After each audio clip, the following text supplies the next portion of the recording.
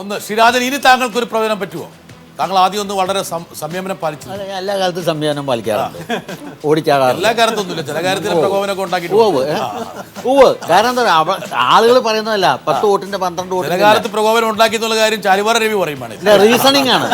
Reasoning ആണ് പ്രധാനമായിട്ടുള്ള കാര്യം. ഇന്നലെ കാണുന്നതിന്റെ ചാടി വീഡിയോ അല്ല, നേരെ വീഡിയോ പറയേണ്ടി വരും. റീസണിങ് ആണ്. ആ റീസണിങ്ങിലാണ് ഇത് അത്ഭുതമുള്ള കാര്യമല്ല. അല്ല, ഉദാഹരണത്തിന് ഇപ്പൊ നേരത്തെ തന്നെ ഇവിടെ പറഞ്ഞ സംവരണം ഇഷ്യൂ നിങ്ങൾ പറഞ്ഞു. സംവരണം ആദ്യം പരിഷ്കാരം വരുത്തിയ ആൾ നിതീഷാണ്. പിന്നോക്കക്കാരിൽ പിന്നോക്കത്തെ, അത് തന്നെയാണ് ഇങ്ങോരും പറഞ്ഞത്. മഹാസഖ്യ 24, മറ്റുള്ളവർ 1. ഒരു കാര്യമുണ്ട്, യാദവ ഭൂരിപക്ഷ പ്രദേശങ്ങളില് മഹാസഖ്യം അവരുടെ ആധിപത്യം നിലനിർത്തുന്നുണ്ട്. അതിൽ വലിയ വിള്ളൽ വന്നിട്ടില്ല. ആ ഒരു കാസ്റ്റ് കോമ്പിനേഷനിൽ വലിയ പ്രശ്നം വന്നിട്ടില്ല. അവിടെ വിട്ടാസെ വേറൊരു പ്രശ്നം, ഈ നിതീഷും ലാലും തമ്മിൽ ഒന്നിച്ച് ഉണ്ടെങ്കിൽ പോലും. പക്ഷേ ഈ നിമിഷത്തിലെ പ്രതികരണം നിതീഷ് കുമാറിന് വന്നിരിക്കുന്നു. ഇതിലൊന്നും എനിക്ക് ആശങ്കയില്ല, കാത്തിരിക്കുക. അത് ചാരിവാറ രവി ഒരു രാഷ്ട്രീയക്കാരൻ്റെതാണോ അതെയോ എന്തെങ്കിലും കൂടുതൽ കാര്യങ്ങൾ യാഥാർത്ഥ്യത്തിലൂടെ യാഥാർത്ഥ്യം നോക്കാം നമുക്ക്. ഇപ്പൊ നമുക്ക് ഭാഗൽപൂർ ജില്ലയിലെ മണ്ഡലങ്ങളിലെയാണ് കൂടുതൽ വൻതോതിൽ വന്നുകൊണ്ടിരിക്കുന്നത്. ഭാഗൽപൂർ അവിടെ നിന്നുള്ള ഏതാണ്ട് ഒരു 10ഓളം സീറ്റുകളുടെ ട്രെൻഡ്. അത് BJP അവിടെ വലിയ ഭാഗൽപൂരിലാണ്. ഭാഗൽപൂർ കലാപത്തെ മുൻനിർത്തിയാണ് കോൺഗ്രസ് നാശകോശമായത്. ഷാഹിദ കമാൽ, ആ ഘട്ടത്തെ കുറിച്ച് എനിക്ക് നന്നായിട്ട് അറിയാം. റിപ്പോർട്ട് ചെയ്ത ആളാണ്. ഒരുപാട് പേരുടെ കണ്ണു കുത്തിപ്പൊട്ടിച്ച് കുളത്തിലിട്ടിരുന്നു. അതിനുശേഷമാണ് അവിടെ കോൺഗ്രസ് ആസാദ്. അതായത് നിതീഷ് കുമാറിന്റെ പ്രതികരണം വന്നിട്ടുണ്ട്, ആശങ്കയില്ല, അദ്ദേഹത്തിന് ഇപ്പോൾ ശുഭാപ്തി വിശ്വാസമുണ്ട്. നിതീഷ് കുമാർ മുഖ്യമന്ത്രിയാകുന്നതിന് മുമ്പ് അദ്ദേഹം അവിടെ നിന്നുള്ള MP ആയിരുന്നു.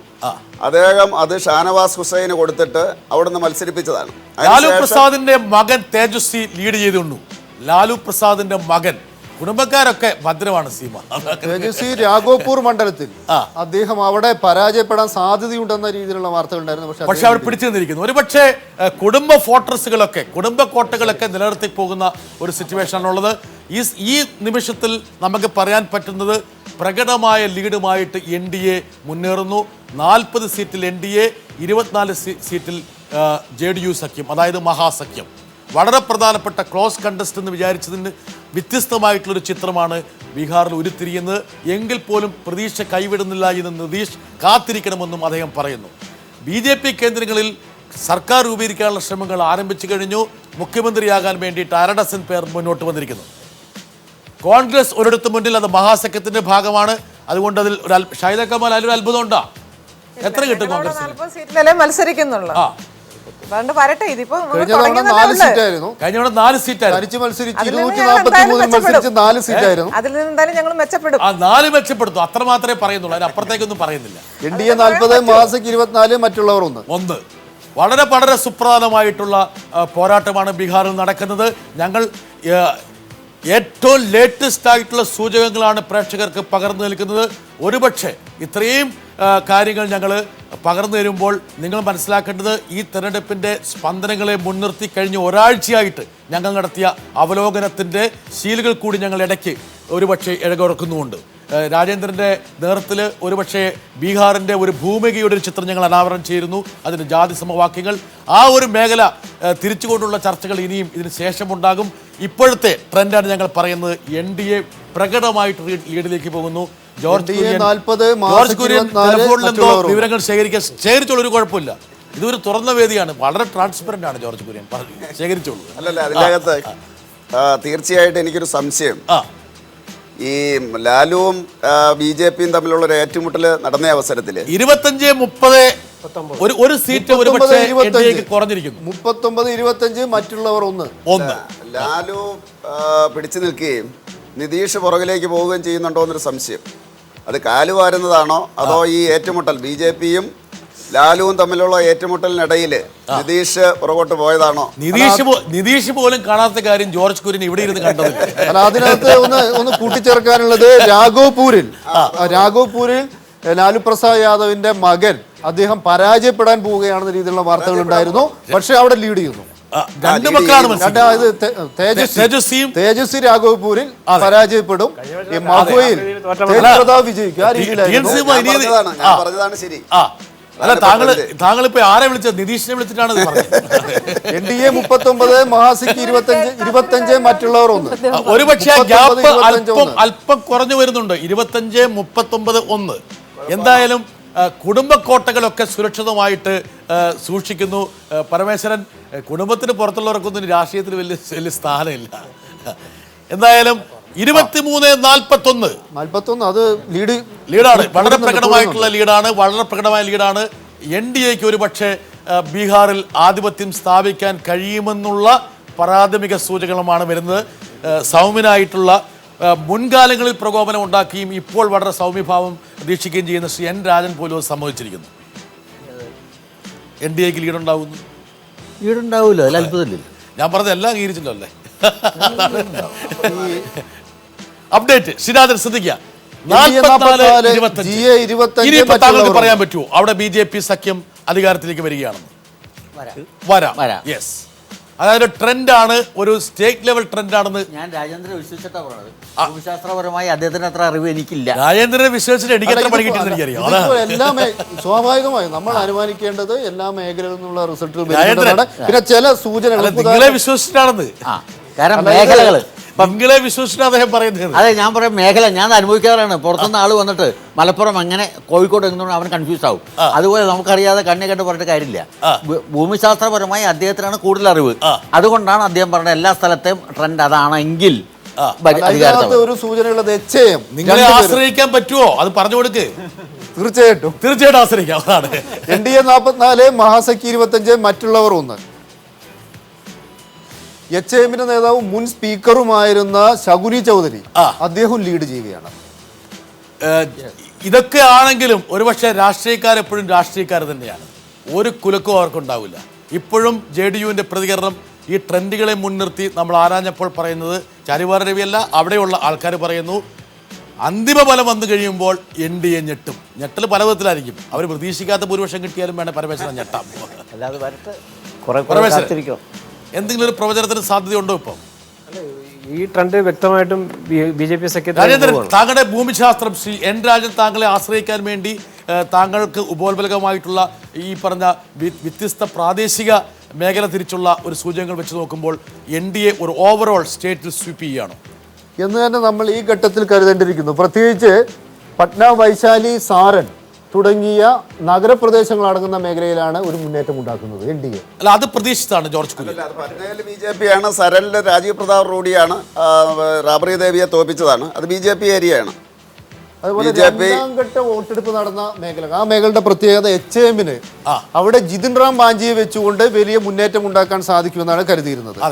അവിടെ നല്ല രീതിയിൽ, അതായത് രണ്ടാം ഘട്ടവും അവസാന ഘട്ടവും ഒരുപക്ഷെ NDA ഏറ്റവും കൂടുതൽ പ്രതീക്ഷ അർപ്പിക്കുന്നത് അവസാന ഘട്ടവും രണ്ടാം ഘട്ടവുമായിരുന്നു. അല്ല, അവസാന ഘട്ടം ഇവരുടെ ശക്തി കേന്ദ്രമാണ്. ലാലു പ്രസാദ് യാദവിന്റെ ശക്തി കേന്ദ്രമാണ്. നാലാമത്തെ ഘട്ടം സ്വാഭാവികമായി നാലാമത്തെ. പക്ഷേ ആ നാലാമത്തെ ഘട്ടത്തിന്റെ ഒരു ശുഭപ്രതീക്ഷ. പക്ഷേ ഏറ്റവും രസകരം മൂന്നാം ഘട്ടത്തിലെയും അഞ്ചാം ഘട്ടത്തിലെയും വന്നിട്ടില്ല പല. അതായത് അതാണ് ഇപ്പൊ കൂടുതൽ വന്നിരിക്കുന്നത് രാജേന്ദ്രൻ. മൂന്നാം ഘട്ടവും അഞ്ചാം ഘട്ടമാണ് കൂടുതൽ വന്നിരിക്കുന്നത്. അതിനർത്ഥം NDA ഒരുപക്ഷെ പ്രതീക്ഷയേക്കാൾ വലിയ ഭൂരിപക്ഷം ലഭിച്ചേക്കാം. ആകെ ഇപ്പോൾ RJDക്ക് ഒരു സംഭവം, BJPയുടെ ഒരു സീറ്റിൽ RJD ലീഡ് ചെയ്യുന്നുള്ളതാണ്. പക്ഷെ അതൊന്നും ഒരു ഒറ്റപ്പെട്ട TNC അതൊക്കെ ഒരു ബലമുണ്ടോ? അഞ്ചാം ഘട്ടം JDU മഹാസഖ്യം വളരെ പ്രതീക്ഷ അർപ്പിച്ച ഒരു ഇതാണ്. പക്ഷേ കഴിഞ്ഞ ദിവസം NDTVസിനകത്തൊക്കെ അവർ പറയുന്നത് അഞ്ചാം ഘട്ടം NDAക്ക് അനുകൂലമായിട്ട് വരുന്നുള്ളതാണ്. നാലാം ഘട്ടത്തിൽ ഒരു ബൂസ്റ്റ്. അത് മാത്രമല്ല, ഒന്നും കൂടി ശ്രദ്ധിക്കേണ്ടത് 4-5 ആയപ്പോഴേക്കും മോഡിയുടെ ക്യാമ്പയിന്റെ സ്വഭാവം മാറി. അതിൽ ഇന്ത്യയൊക്കെ പോയിട്ട് പാകിസ്ഥാനൊക്കെ നവാസ് ഷെരീഫൊക്കെ വന്നു. എന്തായാലും BJPയുടെ ഒരു മുഖ്യമന്ത്രിയാവാൻ സാധ്യതയുള്ള പ്രേംകുമാർ അദ്ദേഹം ജോർജ് കുര്യൻ ഇയാൾക്കുള്ള സാധ്യതയുണ്ടോ? പിന്നോക്കക്കാരനാണ്.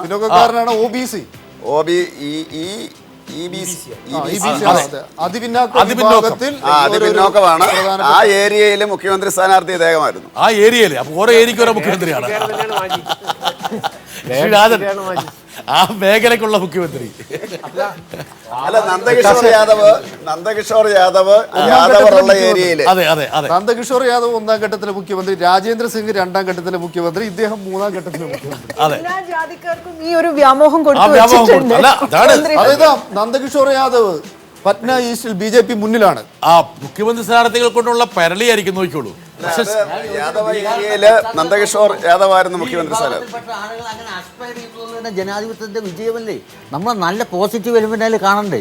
ഇവർക്ക് സ്വപ്നം കാണാൻ പറ്റുമായിരുന്നു ഒരു 50 കൊല്ലം മുമ്പ്. മാത്രമല്ല ശ്രീ രാജേട്ട, അതായത് രാഷ്ട്രീയക്കാരെന്ന് പറഞ്ഞാൽ ഏറ്റവും ഒരുപക്ഷെ ബോളിവുഡ് സ്റ്റാർസിനേക്കാളും സ്വപ്നം വിതയ്ക്കുന്നവരാണ്. സ്വപ്നങ്ങളാണ് ഇവർ വിതരണം ചെയ്യുന്നത്. ഇതിന്റെ പ്രശ്നം- ഡ്രീംസ് അല്ല, ഇതിന്റെ ഡ്രീം പ്രശ്നം സെല്ലേഴ്സ്. നേതാക്കന്മാരുടെ മാത്രം സ്വപ്നമാണ് ഇത്.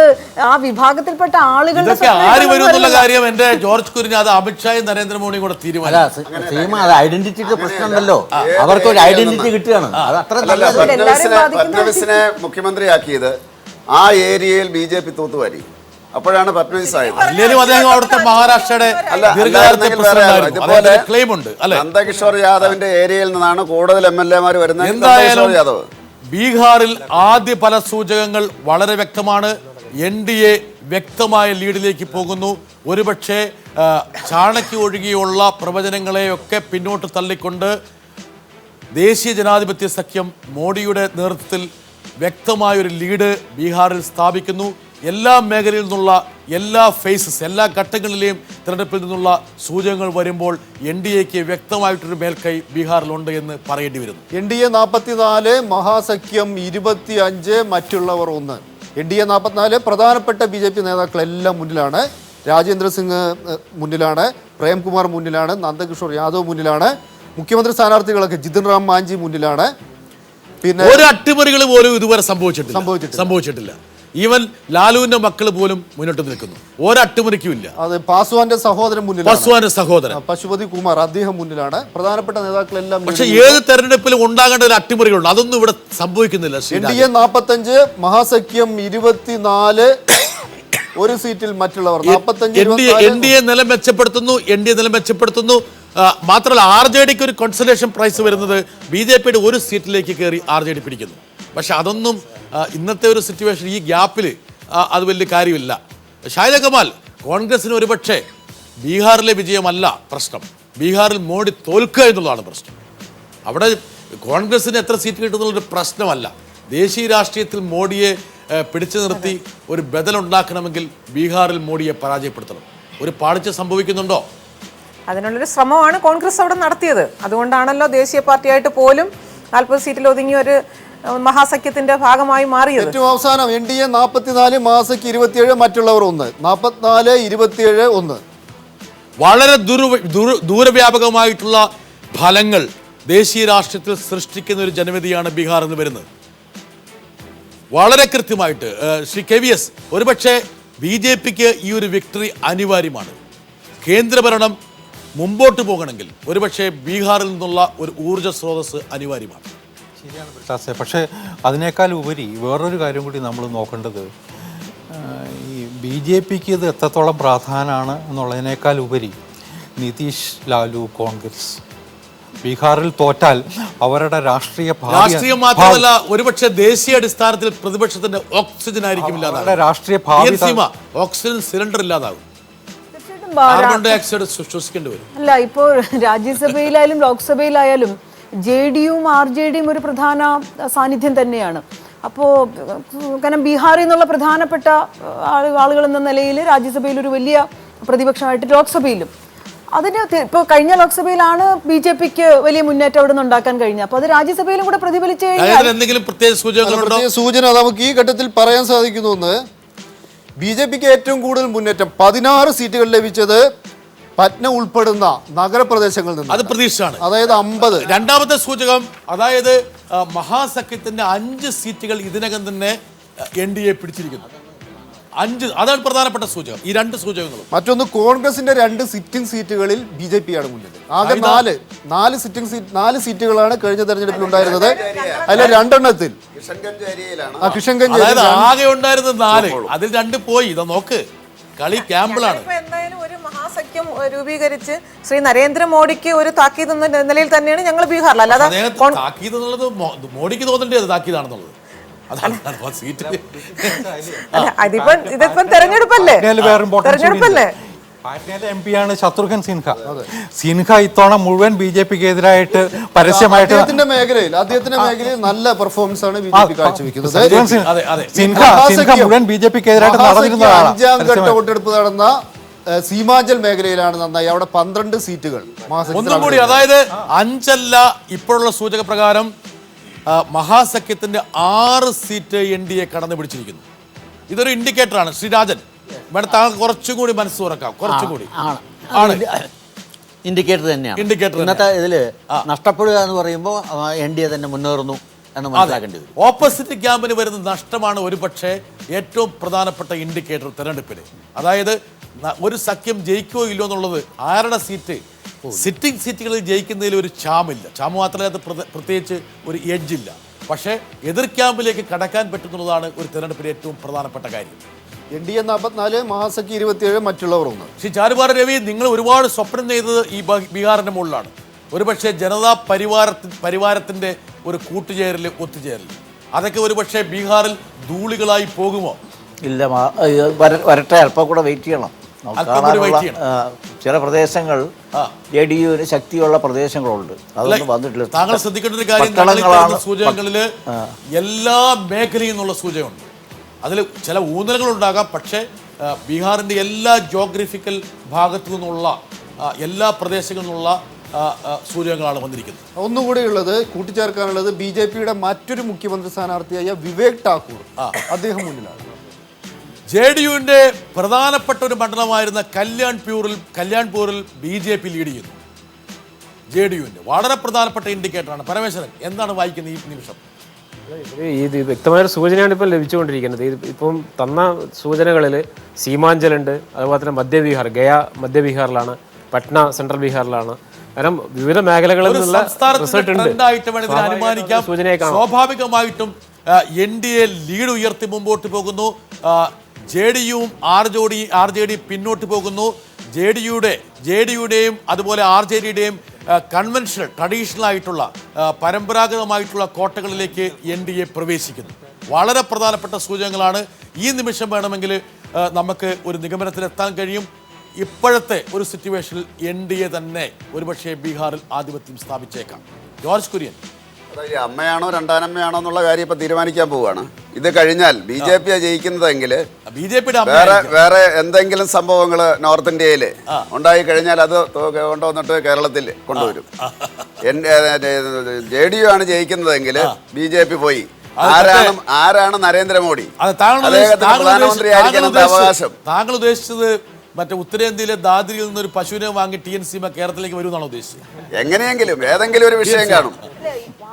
ഇത്ര ഒരു പ്രധാനമന്ത്രി ദീർഘനാള് ഇടപെട്ടുകൊണ്ടൊരു ഒരു പ്രചരണത്തെ നയിക്കുക ഒരു സംസ്ഥാനത്ത്, അതും പ്രധാനമന്ത്രിയുടേതല്ലാത്തൊരു സംസ്ഥാനത്ത്. വാസ്തവത്തിൽ BJP വിജയം എത്രമാത്രം ആഗ്രഹിക്കുന്നു എന്നുള്ളത്, കാരണം അവരുടെ നിലനിൽപ്പിന് അവർ നടത്തുന്ന കാര്യങ്ങളുടെ ന്യായീകരണത്തിനൊക്കെ എത്ര പ്രധാനമാണ്. കാരണം ദേശീയ പ്രസിഡന്റും പ്രധാനമന്ത്രിയും കൂടി നേതൃത്വം കൊടുത്തു. അവിടുത്തെ സംസ്ഥാന നേതാക്കളെ ഒന്നും നമ്മൾ ഒരു ചർച്ചയിലൊന്നും കാണുന്നില്ല. പ്രസ്താവനകൾ മുഴുവൻ പ്രധാനമന്ത്രിയുടെയും ദേശീയ പ്രസിഡന്റിന്റെയുമാണ്. അപ്പൊ അതുകൊണ്ട് എത്രമാത്രം ആവശ്യമാണ് BJPക്ക് വിജയം എന്നുള്ളത്. സീമ, ഒരു സൂചന കൊണ്ട് 10 സീറ്റ് RJD JDU നഷ്ടപ്പെട്ടു. 10 സീറ്റ്. മറ്റൊന്നുകൂടിയുണ്ട്, അതേഴ്സിന് 2 സീറ്റ് ഉണ്ട്. അതിനകത്ത് ഒന്ന് പപ്പു യാദവിന്റെ JAV പിടിച്ചെടുത്താണ് പൂർണിയ. അതായത്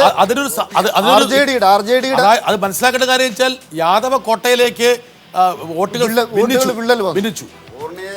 RJD ജയിച്ചതായിരുന്നില്ല കഴിഞ്ഞ പ്രാവശ്യം. അതെ, ആ സീറ്റിലാണ് പപ്പു യാദവിന്റെ JAV. മുൻകാലങ്ങളിൽ ഇടതുപക്ഷത്തിന് സ്വാധീനം ഉണ്ടായിരുന്ന പ്രദേശമായിരുന്നു TNC. അവിടെയൊക്കെ പപ്പു യാദവിന്റെ ഒരു വിഹാര രംഗമായിട്ട് മാറിയിരിക്കുന്നു. അത് വാസ്തവത്തിൽ ഈ ദളിത് വിരുദ്ധവും ഒക്കെ ആയിട്ടുള്ള രാഷ്ട്രീയത്തെ കൊണ്ടുനടക്കുന്നതിന്റെ ഭാഗമാണ്. മാത്രമല്ല RJDയുടെ ഭാഗമായിരുന്നു പപ്പു യാദവ്, അതിനുശേഷമാണ് മാറുന്നത്. വളരെ പ്രധാനപ്പെട്ട സൂചകങ്ങൾ വരുന്നു. സമാജ്വാദി പാർട്ടി ഒരു സീറ്റിൽ ലീഡ്. സമാജ്വാദി പാർട്ടി ഒരു സീറ്റിൽ എന്ന് പറഞ്ഞാൽ ആ മൂന്നാം മുന്നണി, 4ാം മുന്നണി, ഇവരെല്ലാം തന്നെ ഈ മതേതര സഖ്യത്തിന്റെ മഹാസഖ്യത്തിന്റെ വോട്ടുകളിൽ വിള്ളൽ വീഴ്ത്തിയിട്ടുണ്ട് എന്ന് വേണം അനുമാനിക്കാം. ഒരുപക്ഷെ ബീഹാറിലെ പ്രതിപക്ഷത്തിന് അല്ലെങ്കിൽ BJP ഇതര പാർട്ടികൾക്ക് കൊടുക്കാൻ കഴിയുന്ന ഏറ്റവും പ്രധാനപ്പെട്ട ഒരു മുന്നണിയാണ് പ്രദാനം ചെയ്തത് മഹാസഖ്യം. 3 കോമ്പിനേഷൻ. പക്ഷെ അതൊന്നും മോഡി തരംഗത്തെ അതിജീവിക്കാൻ പ്രാപ്തമല്ല എന്നുള്ളതാണ് ഈ ഒരു സൂചകങ്ങൾ തെളിയിക്കുന്നത്. അത് മാത്രമല്ല ജാതിക്ക് അതീതമായിട്ട് വലിയൊരു വിഭാഗത്തെ ആകർഷിക്കാൻ മോഡിക്ക് കഴിയുന്നുണ്ട്. നമ്മൾ പറയാതിരിക്കാൻ പറ്റില്ല. വികസനം ഇവിടെ ചർച്ച അതെ, അതിൽ വേണമെങ്കിൽ TN സീമ വർഗീയതയുടെ ലാഞ്ചന കാണാം, പാകിസ്ഥാൻ കാണാം, എല്ലാം കാണാം.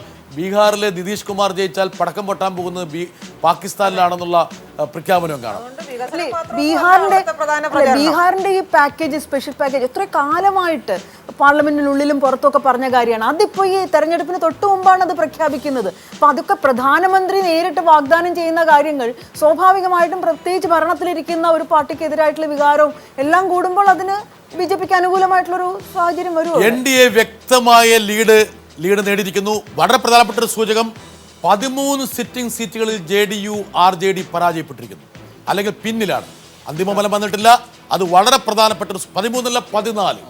എനിക്ക് തോന്നുന്നു ഈ തെരഞ്ഞെടുപ്പിലെ ഏറ്റവും പ്രധാനപ്പെട്ട ഒരു സൂചകം അതായിട്ട് ഞാൻ അത് കോൺസെൻട്രേറ്റ് ചെയ്യാൻ കാരണം വെച്ചാൽ ഒരുപക്ഷെ നമുക്കൊരു സെഫോളജി ആംഗിളിൽ ഏറ്റവും കൂടുതൽ ഊന്നേണ്ട ഒരു ഘടകം അതാണ്. 14 സിറ്റിംഗ് സീറ്റുകൾ. ഇതിൻ്റെ അകത്ത് പറയാനുള്ളത് മോഡറേറ്റ് ആയിട്ടുള്ള വികസനമാണോ അഗ്രസീവ് ആയിട്ടുള്ള വികസനം, അത് തമ്മിലാണ് ഇവിടെ ഏറ്റുമുട്ടിയത്. എനിക്ക് പോലും നിതീഷ് കുമാറിനെതിരെ ഞാൻ പറയാറില്ല സാധാരണ, കാരണം ഞങ്ങൾ 10 വർഷം അദ്ദേഹത്തെ പറ്റി നല്ലത് പറഞ്ഞുകൊണ്ടിരുന്നതാണ്. BJPയും കൂടെ കൂടിയാണ് വികസനം നടത്തിയത്. അവിടെ ഏറ്റുമുട്ടിയത് ഇപ്പോൾ ജാതിയൊന്നുമല്ല, മോഡറേറ്റ് ആയിട്ടുള്ളൊരു വികസനവും അഗ്രസീവ് ആയിട്ടുള്ള വികസനവുമാണ്. അതായത് നിതീഷ് കുമാറും നമ്മുടെ നരേന്ദ്രമോദി പ്രധാനമന്ത്രി. അതാണ് അതെയോ TN സീമ ഒരു വർഗീയതയുടെ ഗ്ലൂ ആണോ? ഇല്ല, 2013 വികസനവുമായി ബന്ധപ്പെട്ടല്ല JDUവും BJPയും തമ്മിൽ പിന്നെ വേർതിരിപ്പിരിയുന്നത്. അത് നരേന്ദ്രമോദിയെ പ്രധാനമന്ത്രി പദത്തിലേക്ക് നിർദ്ദേശിക്കപ്പോൾ അത് വികസനമായിട്ട് യാതൊരു ബന്ധവും ഇല്ല. അതിൽ വികസനമല്ല, അതിൽ വർഗീയത തന്നെയാണ് പിന്നെ ഏറ്റവും നിർണായകമായിട്ടുള്ളത്. അല്ലാതെ BJPയുടെ കണ്ണും CPMന്റെ ഒരു ചെറിയ സൂചകം 29-43 പരമേശ്വരൻ ഒരു അനക്കം വരുന്നുണ്ട് അവിടെ. അല്ല, ഇതിൽ ഒരു കാര്യം ശ്രദ്ധിക്കേണ്ടത്, ഡൽഹി തെരഞ്ഞെടുപ്പിൽ BJP വാഷ് ഔട്ട് ആയി, പക്ഷെ ഇവിടെ അത് വാഷ് ഔട്ട് ആവുന്നില്ല. മഹാസഖ്യം വാഷ് ഔട്ടിലേക്ക് മഹാസഖ്യം പോകുന്നില്ല. അതൊരു പ്രധാന സൂചനയാണ്. മറ്റുള്ളവർ 3. അതുകൊണ്ട് BJP അധികം ഒരു അഹങ്കാരത്തിന്റെ ഭാഷ സംസാരിക്കേണ്ടതില്ല. കാരണം ഈ തെരഞ്ഞെടുപ്പ് 30 45 3. അതെ. പക്ഷേ ഒരു കാര്യം വീണ്ടും ശ്രദ്ധിക്കേണ്ടത്, ഞാൻ അതിൽ ഊന്നി കൊടുക്കുന്ന കാരണം 14 സീറ്റിൽ RJD JDU പിന്നിൽ പോയി. അവർക്കുണ്ടായിരുന്ന ഈ എക്സിറ്റ് പോളിലൊക്കെ കാണിച്ചിരുന്ന ഒരു പ്രധാനപ്പെട്ട കാര്യം 33-45 ഏരിയ മാറി. ജോർജ് കുര്യൻ ഒരു അപായമാണ് മുഴങ്ങുന്നുണ്ടോ? 4 അപായം വരുന്നുണ്ടോ? മാറുന്നുണ്ട്. രാജൻ, താങ്കൾ പിൻവലിച്ചോ വാക്കുകൾ? ഇല്ല, ഞാൻ നിങ്ങൾ പറഞ്ഞല്ലോ, ഞാൻ എടുത്തു ചാടുന്നില്ല. അത് ആദ്യം നിങ്ങളല്ലോ ചാടിയത്, ഞാൻ അല്ല, ഞങ്ങൾ ചാടും, പക്ഷെ നിങ്ങൾ ചാടാൻ പാടില്ല. രാജേന്ദ്രനെ വിശ്വസിച്ചോണ്ട് തന്നെ അല്ലാതെ ഇത് വ്യത്യസ്ത മേഖലകളിൽ നിന്നുള്ള കാര്യങ്ങൾ നമ്മൾ തരുന്നു. പക്ഷേ എല്ലാ മേഖലയിലും എല്ലാ പാർട്ടികൾക്കും ഒന്നുകൂടി പറയാം, 18 സീറ്റിൽ RJD JDU നഷ്ടപ്പെട്ടു. അതെ, അതൊരു ഇൻഡിക്കേറ്റർ തന്നെയാണ്. പക്ഷെ ഒരു സെക്കൻഡ് ജോഗ്രഫിക്കൽ 10 സീറ്റിന്റെ ഡിഫറൻസേ കാണുന്നുള്ളൂ. 10 സീറ്റിന്റെ. ബീഹാറാണ് കുഴഞ്ഞു പറഞ്ഞ രാഷ്ട്രീയം. 4 കാണണം. 35 അതേഴ്സിന്റെ 4 കൂട്ടണം. ഷാഹിദ കമാലിന്റെ ശബ്ദം ഒന്നും MIM ഉണ്ട്. അല്ല, വന്നപ്പോഴേ വിശ്വാസം പ്രകടിപ്പിച്ചത് ഞങ്ങൾ രണ്ടുപേരും വരട്ടെന്ന് പറഞ്ഞത്. ചാരുപാറ രവി, ഒരു വാചകം പറയാനുള്ള സമയമായി. 35-46 ഗ്യാപ്പ് വർദ്ധിക്കുന്നു. അതേഴ്സ് 4 ഉണ്ട്. പക്ഷെ ഇവിടെ വീണ്ടും ഒരു കാര്യം മനസ്സിലാക്കണം, 19 സീറ്റില് RJD JDU പിന്നോട്ട് പോയി. ഏത് ഘട്ടത്തിലെ ഇപ്പൊ എണ്ണെന്നറിയാവോ? അങ്ങനെ ഘട്ടമില്ല. എല്ലാ ഭാഗത്തും ഒരു ഘട്ടം തിരിച്ചല്ല എണ്ണുന്നത്, എല്ലാ മേഖലയിൽ നിന്നുള്ള. പക്ഷേ ഏറ്റവും ആദ്യം എണ്ണിയതിൽ സ്വാഭാവികമായിട്ടും പറ്റ്ന ഉൾപ്പെടെയുള്ള നഗരപ്രദേശങ്ങളിലുള്ളതായിരിക്കും ആദ്യം വരുന്നത്. അല്ല, വേറെ പ്രധാനപ്പെട്ട കാര്യം 21 സീറ്റിൽ ഏറ്റവും പ്രധാനപ്പെട്ട സൂചകം 21 സീറ്റിൽ RJD JDU പിന്നോട്ട് പോയി. അതായത് അവർക്കുണ്ടായിരുന്ന ട്രഡീഷണൽ സീറ്റുകൾ നഷ്ടപ്പെടുന്നു. ഒരുപക്ഷെ പരമേശ്വരൻ വേണമെങ്കിൽ JDU BJPയുടെ സഹായത്തോടെ ലഭിച്ച സീറ്റുകളിലായിരിക്കും നഷ്ടപ്പെടുന്നത്. അങ്ങനെ ഒരു കാൽക്കുലേഷൻ അതിലുണ്ട്. കാരണം RJDയുടെ സീറ്റ് മാത്രമേ അവരുടെ സീറ്റ് ആയിട്ടുള്ളൂ, ഒറ്റക്ക് നേടിയത്. JDUയുടെ സീറ്റിന് BJPയുടെ അക്കൗണ്ടിൽ കൂടി കൂട്ടണം. BJPയുടെ അക്കൗണ്ടിൽ JDUവിന് കിട്ടിയിട്ടുള്ളത്. അതായത് ഒരുപക്ഷെ സവർണ വിഭാഗങ്ങളുള്ള അവിടെ വേണമെങ്കിൽ BJP തിരിച്ചു പിടിക്കുകയാണ്. പക്ഷെ അങ്ങനെയാണെങ്കിൽ JDU-യുടെ അക്കൗണ്ടിൽ BJP പിടിച്ച സീറ്റുകൾ BJP നഷ്ടപ്പെടണ്ടേ? അത് നഷ്ടപ്പെടുന്നില്ല. 46-46 10 സീറ്റുകളുടെ ഡിഫറൻസ്. മറ്റുള്ളവർ 4. ഷാഹിദ കമാലിന് സന്തോഷ വാർത്ത 7 സീറ്റുകളിൽ കോൺഗ്രസ് 7 സീറ്റുകളിൽ കോൺഗ്രസ് ലീഡ് ചെയ്യുന്നു. പഞ്ചായത്ത് തെരഞ്ഞെടുപ്പിന്റെ ആഘാതത്തിൽ നിൽക്കുന്ന കേരളത്തിലെ കോൺഗ്രസിന് വേണമെങ്കിൽ സന്തോഷം. ഞങ്ങൾ അത്ര വലിയ ആഘാതമൊന്നും പഞ്ചായത്ത് തെരഞ്ഞെടുപ്പിൽ ഏറ്റവരല്ല. അല്ല, അങ്ങനെയല്ലോ രമേശ്. 46-46 ഞങ്ങള് 2010 തെരഞ്ഞെടുപ്പുമായി കമ്പയർ ചെയ്യുമ്പോൾ മാത്രമേ ഉള്ളൂ ഒരു ചെറിയ ആഘാതം. അതിന് വെച്ച് മുമ്പോട്ട് നോക്കുമ്പോൾ ഞങ്ങള് അത്ര വലിയ ആഘാതമൊന്നും ഏറ്റിട്ടില്ല. അപ്പൊ ഇന്ന് പത്രമൊന്നും വായിച്ചില്ലേ? പത്രമൊക്കെ വായിച്ചു. ഓക്കെ, ശരി. അത് പറയാറില്ല. കോൺഗ്രസിന് 4 സീറ്റ് ഉണ്ടായിരുന്നത് 7 ആയി. എന്തായാലും നേട്ടമാണ് കോൺഗ്രസിന് ഈ തെരഞ്ഞെടുപ്പിൽ. പക്ഷെ ഒരു കാര്യം രാജേന്ദ്രൻ, അതായത് 243 സീറ്റിലാണ് കോൺഗ്രസ് മത്സരിച്ചത്. ഇന്ന് സഖ്യമായിട്ടാണ് മത്സരിക്കുന്നത്. അപ്പോൾ 7 കിട്ടിയാൽ 40-ൽ 7 കിട്ടിയില്ലെങ്കിൽ പിന്നെ കോൺഗ്രസ് കൊണ്ട് മത്സരിച്ച കാര്യമില്ല. ഞങ്ങൾ കഴിഞ്ഞ പ്രാവശ്യം 4 ആയിരുന്നല്ലോ. 48-36-4 ഗ്യാപ്പ് വർദ്ധിക്കുകയാണ്. ഒരു 10ന്റെ ഗ്യാപ്പൊക്കെ ആണെങ്കിൽ വേണമെങ്കിൽ നമുക്ക് ഇതിന്റെ പ്രശ്നത്തെ തരംഗമില്ല എന്നുള്ളത് ബോധ്യമായി കഴിഞ്ഞു. തരംഗമില്ല. പിന്നെ പ്രശ്നം ഒരുപാട് ചെറിയ ചെറിയ പാർട്ടികളെ വെച്ചുകൊണ്ടാണ് BJP NDA സഖ്യം അവിടെ മത്സരിക്കുന്നത്. ഈ ഇലക്ഷൻ കഴിഞ്ഞ് 10-15 ഗ്യാപ്പ് വ്യത്യാസമേ ഉള്ളെങ്കിൽ എന്തായിരിക്കും സ്ഥിതി എന്നുള്ളത് ബീഹാറിന്റെ ഒരു ചരിത്രം പരിശോധിക്കുന്നവർക്ക് പറഞ്ഞ അവസാനം DNC CPM ഭരിക്കുമോ? ഇല്ല, CPM-നെ വിട്. BJP 50 BJPയുടെ ലീഡ് 50-ലേക്ക് ഉയർന്നു. BJP 50 37 50 4. ഒരു ആ പക്ഷേ ഒരു ഗ്യാപ്പ് അതേ രീതിയിൽ എനിക്ക് തോന്നുന്നില്ല ശ്രീ രാജൻ ഈ ഒരു താലിയിൽ വലിയൊരു മാറ്റം വരുമെന്ന്. എന്താ കാരണം വെച്ചാൽ അതൊരു സാമ്പിളാണ്. ശ്രീ ചാരുവാര രവി, താങ്കൾക്ക് വേണമെങ്കിൽ ഇപ്പം മൗനം വെടിയാം. മൗനം വെടിഞ്ഞിരിക്കുന്നു. 39 50 39 11 സീറ്റുകളുടെ ഡിഫറൻസ്. ആ 10 എന്നുള്ള ഡിഫറൻസ് മാറിയാൽ മാത്രമേ ഒരുപക്ഷെ നമുക്ക് അതിലേക്ക് വരുള്ളൂ. ബീഹാറിൽ പലരും അസസ് ചെയ്യാത്തൊരു കാര്യം ഈ മൂന്നാം മുന്നണിയാണ്. ഒരു പ്രധാനപ്പെട്ട സൂചകം ബാഞ്ചി പിറകിൽ. അതെ, ജോർജ് കുര്യന് സന്തോഷം പ്രദാനം ചെയ്യുന്നൊരു വാർത്ത, ജതിൻ റാം മാഞ്ചി പിന്നോട്ട് പോകുന്നു. പക്ഷെ ഒരു സീറ്റിലെ പിറകോട്ട്, 2 സീറ്റുണ്ട്. അതാണ് ഒന്ന് ലീഡിങ്. എന്തൊരു കഷ്ടം എന്നാണ് മൂപ്പർ പറഞ്ഞത്. ഞാൻ പറഞ്ഞത് തരംഗമല്ല, ഞാൻ ആദ്യം പറഞ്ഞിടത്ത് നിൽക്കുന്നു. അല്ല, മാഞ്ചി പിന്നോട്ട് പോകുന്നു. ഇത് കടന്നുകൂടുക എന്നുള്ളതാണ്. ബീഹാർ കടന്നുകൂടുക എന്നുള്ളതാണ്. തരംഗമല്ല ഉദ്ദേശിക്കുന്നത്, ഇത് പാസ്സാകുക എന്നുള്ളതാണ്. അല്ലല്ലോ, ഒരിക്കലും തരംഗമുണ്ടെന്ന് സമ്മതിച്ചിട്ടില്ല. പിന്നെ ഇപ്പൊ തരംഗം ഉണ്ടെന്ന് എന്തിനാണ് ഇതൊക്കെ? ഒരു രാഷ്ട്രീയ പ്രൊപ്പഗാൻഡ അല്ലേ? അല്ല, ആരും പറഞ്ഞില്ല തരംഗമുണ്ടെന്ന്. അത് പറയൂ. തരംഗം എന്ന് പറഞ്ഞിട്ടേ ഇല്ല. അതായത് പരമേശ്വരൻ പറഞ്ഞത് ദില്ലി തെരഞ്ഞെടുപ്പിൽ സംഭവിച്ചു 51-41 പക്ഷേ 20 സീറ്റുകൾ RJD JDU-ന് നഷ്ടപ്പെട്ടു. ഒരു സീറ്റ് പോലും BJP-ക്ക് നഷ്ടപ്പെട്ടില്ല. BJP-യുടെ ഒരു സീറ്റിലേക്കും മഹാസഖ്യത്തിന് കടന്ന് പ്രവേശിക്കാൻ പറ്റിയില്ല. ഇതാണ് ഏറ്റവും പ്രധാനപ്പെട്ട ഒരു സൂചകം. ഈ സമയത്ത് ഞങ്ങൾക്ക് പ്രേക്ഷകർക്ക് പ്രദാനം ചെയ്യാൻ പറ്റുന്ന ഏറ്റവും ലേറ്റസ്റ്റ് ഇൻഫർമേഷൻ, വ്യക്തമായ ലീഡിലേക്ക് NDA പോകുന്നു. 53-41-4 53-41-4 53-42 53-42-4 11 സീറ്റുകൾ. പക്ഷേ തനിക്ക് യാതൊരു പിരിമുറുക്കവുമില്ല എന്നും, ഐ ആം നോട്ട് നെർവസ്, എനിക്ക് ഇപ്പോഴും ഒരു പ്രശ്നമില്ല എന്നും, കാത്തിരുന്ന് കാണണമെന്നും, അവസാന ഫലം ഞങ്ങൾക്ക് അനുകൂലമാകുമെന്നും ഇപ്പോൾ വന്നിരിക്കുന്ന നിതീഷിന്റെ പ്രതികരണം. ചാരുവാര രവി അവിടെ വിളിച്ചു വല്ലതും പറഞ്ഞോ? എനിക്ക് സംശയം. അല്ല, അത് തന്നെയാണ് സംഭവിക്കാൻ പോകുന്നത്. ഏത്? നിതീഷ് കുമാറിന്റെ ഭൂരിപക്ഷം കൂടും. നിതീഷ് കുമാറിന് മഹാസഖ്യത്തിന്റെ ഭൂരിപക്ഷം കിട്ടും. പകുതിയോളം സീറ്റുകളുടെ ട്രെൻഡ് വരാനിരിക്കുന്നതേ ഉള്ളൂ. അത് ശരിയാണ്. എല്ലാം കൂടെ 243-ൽ 100 സീറ്റിന്റെ ട്രെൻഡ് മാത്രമേ വന്നിട്ടുള്ളൂ. പറഞ്ഞൊരു കാര്യമുണ്ട്. ലോക്സഭാ ഇലക്ഷനുമായിട്ട് തട്ടിച്ചു നോക്കുമ്പോൾ ലോക്സഭാ ഇലക്ഷനിൽ നിതീഷ് കുമാറിന്റെ പാർട്ടി 2ആയിട്ട് കുറഞ്ഞു, തീരെ പുറകിലായിരുന്നു.